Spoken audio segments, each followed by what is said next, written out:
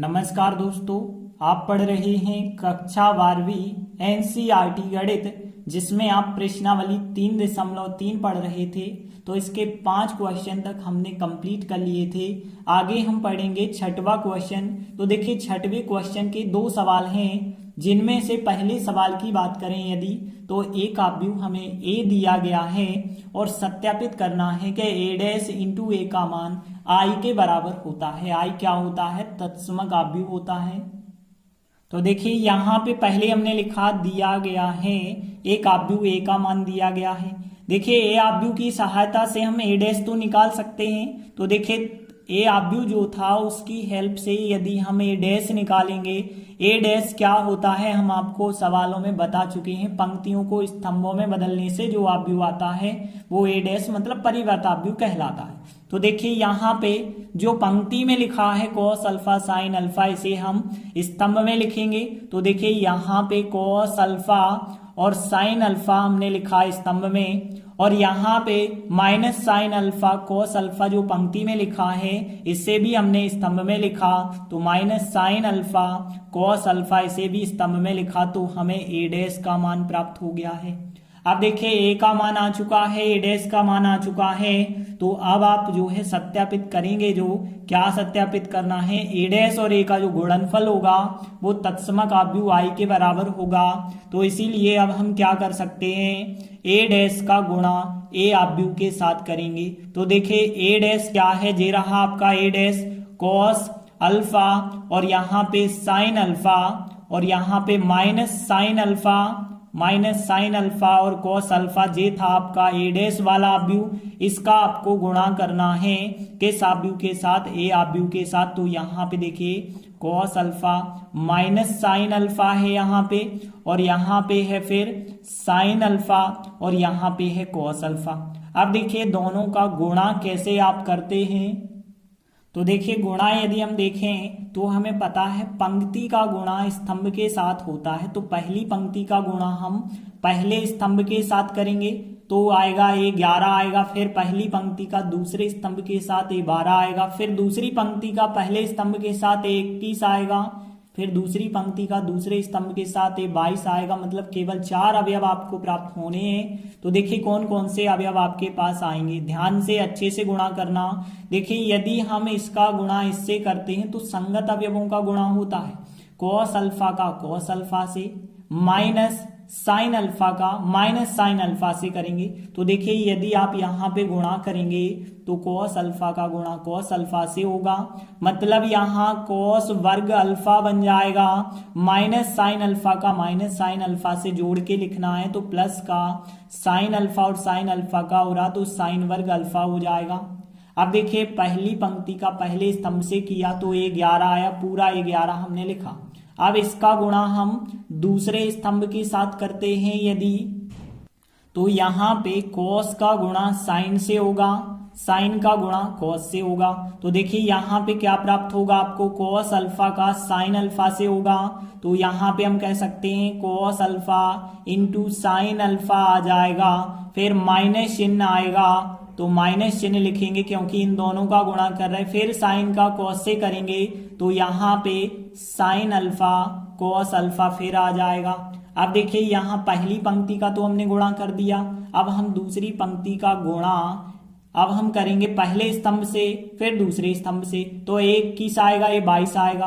देखिए, जब इसका गुणा आप इसके साथ करेंगे तो साइन अल्फा का कॉस अल्फा से करेंगे, तो यहाँ पे आएगा फिर sine alpha into cos alpha आ जाएगा, और यहाँ इन दोनों का गुणा करेंगे तो प्लस और माइनस का माइनस चिन्ह लगाएंगे। कॉस का साइन से करेंगे तो यहाँ पे कॉस अल्फा साइन अल्फा आ जाएगा। अब देखिए, यहाँ यदि आप दूसरी पंक्ति का दूसरे स्तंभ से करेंगे तो साइन का साइन से होगा, तो यहाँ पे साइन वर्ग अल्फा बन जाएगा, और कॉस का कॉस से होगा तो यहाँ प्लस का कॉस वर्ग अल्फा बन जाएगा।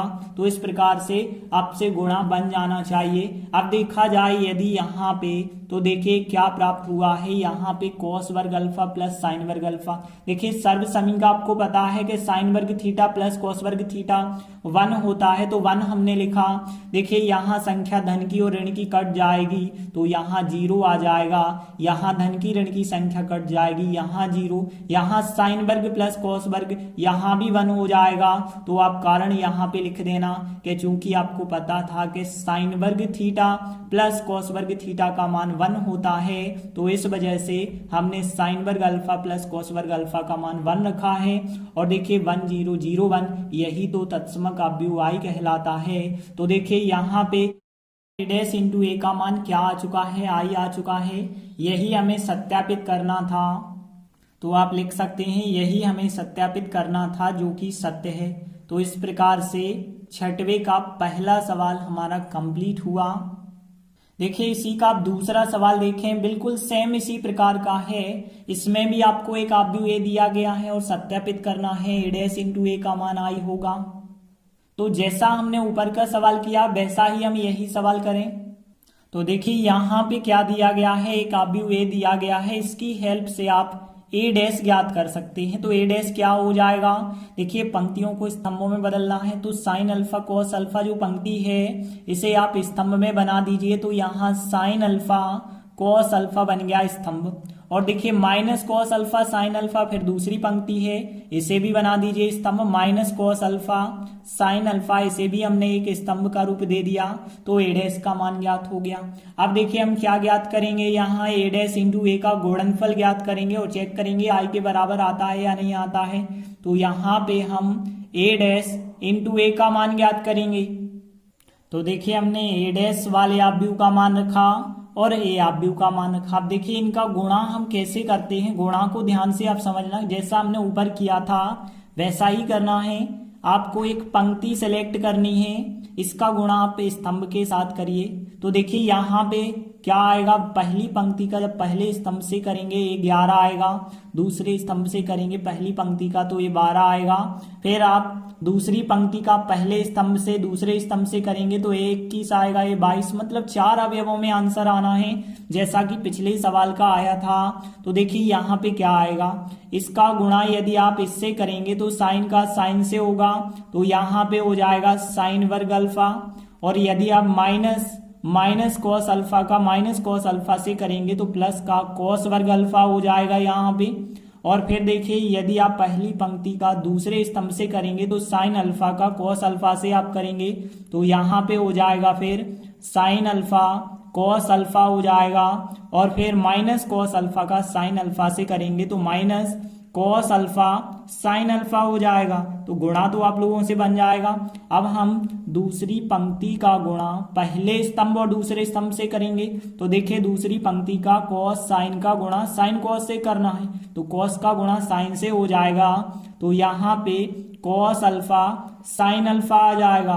फिर देखिए साइन अल्फा का माइनस कॉस से होगा तो यहाँ पे माइनस का साइन अल्फा कॉस अल्फा बन जाएगा। और फिर देखिए इस दूसरी पंक्ति का दूसरे स्तंभ से तो कॉस का कॉस से करेंगे तो यहाँ पे कॉस वर्ग अल्फा आएगा।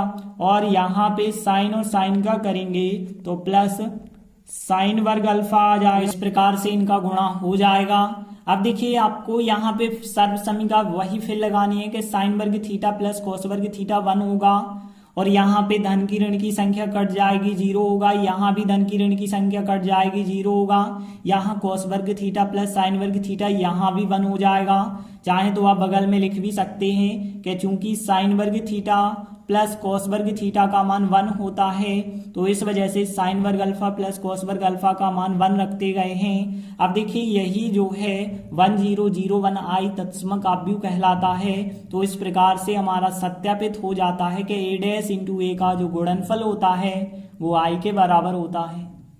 तो आप लिख सकते हैं यही हमें सत्यापित करना था जो कि सत्य है। ठीक है ना, मतलब जो हमने हल करके बताया है वह सत्यापित हो गया है, मतलब आप लास्ट में लिख सकते हैं जो कि सत्य है। तो इस प्रकार से छठवें का दूसरा क्वेश्चन भी कंप्लीट हुआ। इसके बाद देखिए सातवें का पहला सवाल, सिद्ध कीजिए कि एक अवयव दिया गया है और एक सममित अवयव है, हमें सिद्ध करना है। और आगे का सवाल जो होगा विषम सममिताभ्यु सिद्ध करना है। तो देखिए सममिताभ्यु होता क्या है और विषम सममिताभ्यु होता क्या है, ध्यान देना। यदि किसी सवाल में किसी अभ्यु ए के लिए ए डैश का मान बिल्कुल ए के बराबर आ जाए, ध्यान देना, ए डैश का मान ए के बराबर आ जाए तो फिर ए अभ्यु एक सममिताभ्यु कहलाता है। तो सीधी सी बात है, सममिताभ्यु के लिए हम ए डैश का मान ए के बराबर लाएंगे और विषम सममिताभ्यु ए डैश का मान यदि माइनस ए के बराबर हो जाए तो वो विषम सममिताभ्यु कहलाता है। तो देखिए यहाँ पे हमें सममिताभ्यु सिद्ध करना है, तो ए डैश का मान हम निकालेंगे और ए के बराबर आएगा यदि, तो आप लिख सकते हैं कि ए डैश का मान ए के बराबर है, अतः ए अभ्यु एक सममिताभ्यु है। तो देखिए हमें एक अभ्यु ए दिया गया है। अब देखिए हम इसी की सहायता से यदि ए डैश ज्ञात करेंगे तो ए डैश आपको पता है पंक्तियों को स्तंभों में बदलना है। तो देखिए यहाँ 1 - 1 5 जो पंक्ति में लिखा है, 1 - 1 5 इसे हमने स्तंभ में लिख दिया। -1 2 1 जो यहाँ पंक्ति में लिखा है, -1 2 1 इसे हमने स्तंभ में लिख दिया। 5 1 3 जो पंक्ति में लिखा है इसे हम स्तंभ में लिखेंगे, तो 5 1 3 इसे स्तंभ में लिख दिया। तो देखिए यहाँ पे ए डैश का जो मान है, जो अभ्यु प्राप्त हुआ है वही बिल्कुल ए अभ्यु के बराबर प्राप्त हुआ है। तो देखिए ए डैश का जो मान हमें जो भी अभ्यु मिला है वही का वही तो है, ए अभ्यु का ए अभ्यु। तो हम कह सकते हैं कि ए डैश का मान ए प्राप्त हो गया है, अतः ए अभ्यु एक सममिताभ्यु है। तो हमने लिखा आता है ए अभ्यु एक सममिताभ्यु है। इस प्रकार से 7वें का पहला क्वेश्चन कंप्लीट हुआ। इसके बाद देखिए 7वें का दूसरा विषम सममिताभ्यु करना है और हमने आपको बताया ए डैश का मान -a के बराबर यदि हो जाए तब आप कह पाएंगे कि वो विषम सममिताभ्यु है। तो देखिए हमें यहाँ पे एक अभ्यु ए दिया गया था क्वेश्चन में, इसकी हेल्प से हम ए डैश यदि ज्ञात करेंगे तो ए डैश क्या होगा, ध्यान देना। यहाँ पे जो पंक्ति है उसे स्तंभ में आप परिवर्तित करेंगे तो 0 1 -1 को अब हम स्तंभ के रूप में लिखेंगे। 0 1 -1 0 1 जो पंक्ति है इसे भी स्तंभ बनाएंगे तो -1 0 1 को भी स्तंभ बना दिया है। अब 1 -1 0 इसको भी स्तंभ बनाएंगे तो 1 -1 और 0 इसे भी हमने स्तंभ बना दिया है। इसके बाद यदि हम देखें माइनस चिन्ह यदि हम कॉमन ले लें अभ्यु से तो माइनस चिन्ह कॉमन का मतलब है हर एक अवयव से माइनस चिन्ह कॉमन लिया गया होगा। देखिए 0 से माइनस कॉमन लें तो कोई अंतर नहीं होता है, 0 में आप धन ऋण नहीं लगा सकते हैं, लेकिन यहां से माइनस चिन्ह कॉमन निकलेगा तो यहाँ +1, यहां से कॉमन निकालोगे यदि तो -1, ये यहां से कॉमन निकालोगे तो -1, यहां से कोई फर्क नहीं होगा। माइनस चिन्ह कॉमन निकलेगा तो यहाँ +1, माइनस चिन्ह कॉमन निकलेगा +1, माइनस चिन्ह कॉमन निकलेगा -1 और यहाँ पे 0 से कुछ भी कॉमन निकाल दो, कोई प्रॉब्लम नहीं है। तो देखिए ए डैश का मान माइनस इस अभ्यु के बराबर आया है और आगे यदि आप देखें तो ए डैश का मान माइनस जो यह पूरे का पूरा अभ्यु है, देख सकते हैं बिल्कुल ए अभ्यु आ चुका है तो इसके स्थान पे हम ए अभ्यु लिख सकते हैं। तो देखिए ए डैश का मान -a के बराबर आ गया है, तो जो ए अभ्यु होगा कौन सा अभ्यु होगा, एक विषम सममिताभ्यु होगा। तो देखिए आप लास्ट में लिख सकते हैं अतः ए अभ्यु एक विषम सममिताभ्यु है और यही हमें सिद्ध करना था। तो इस प्रकार 7वें का दूसरा प्रश्न भी कंप्लीट हुआ। इस प्रकार से हमारा 7वां क्वेश्चन टोटल कंप्लीट हुआ। आगे के वीडियो में हम आगे के सवाल करेंगे, तब तक के लिए धन्यवाद।